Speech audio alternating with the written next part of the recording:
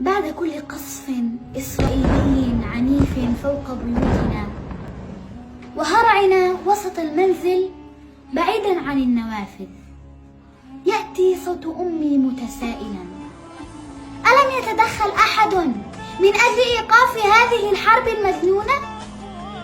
يصمت الجميع ثم تقول: ألم يتكلم رئيس من أجلنا؟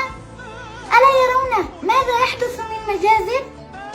فقلت لها: أرجوك توقفي عن هذا الكلام يا أمي، نحن لا نريد من أحد شيء.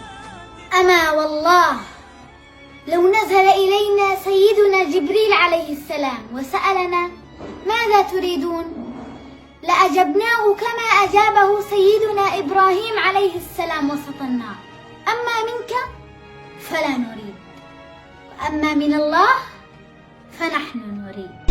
أما منك فلا نريد، أما من الله